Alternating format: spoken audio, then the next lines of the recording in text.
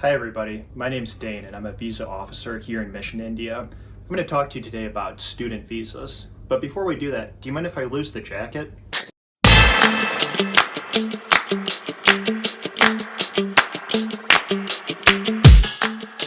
Where did you go to school and what did you study? So I went to the University of Wisconsin and my undergrad was in political science. And why did you choose that school? I chose that school because it's the state school where I'm from. It just makes sense from a cost-effective standpoint. Tuition's a little bit lower for in-state students in the US. So did you study abroad or go overseas during your college? Not during college. My first time overseas was with the Peace Corps. It's great exposure to life outside the United States just to get a sense of what it's like for others. So it's a great opportunity for me. Can you tell me something that surprised you about college? So for me, one of the most surprising things about college was just the academic rigor of some of the classes.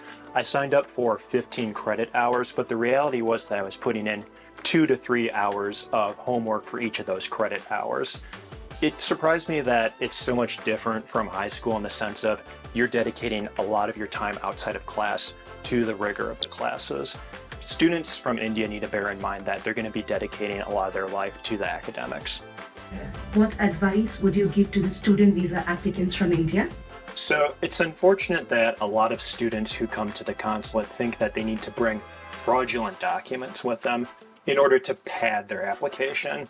The reality is, if a student is bringing fraudulent documents to the consulate, they may be ineligible for a visa. We take these matters very seriously. We want to hear from the student, who they are as a person. We don't want to see fraudulent documents. It may have very negative impact on their ability to get a visa in the future.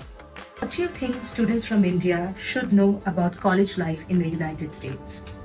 So for students coming to the United States, they need to be aware of the costs, not only of the tuition at the university that they choose, but the cost outside of the classroom. For me, I had to get a job on campus because I needed to pay the bills for apartment in order to get food too. The US is a big, diverse country, and there are advantages to being in urban areas and also in rural areas. In urban areas, students might be exposed to more amenities that are attractive to them, but the costs are going to be higher. In rural areas, they might not have those amenities, but the cost might be more effective for them. They have to decide what's appropriate for their circumstances. Do you have any advice for the parents of Indian students in the US? Parents are going to need to understand that students will face a level of culture shock when they go to the United States. Like I said, for me, my first time was joining the Peace Corps, going overseas and learning what life is like outside the United States. It's going to be very similar for students coming from India to the US. They might not fit in perfectly with their new communities. Parents should be checking in with their students, making sure that everything's going okay, making sure that their health is being maintained, making sure that their mental health is in a good position. My parents did that for me when I was overseas. It helped a lot. It made sure that I was, very successful when I was there. It's the same with students overseas. You want to make sure that they're having a successful time because a successful education leads to a successful professional life. What is your favorite thing about India? Honestly, it's the food here. It's great.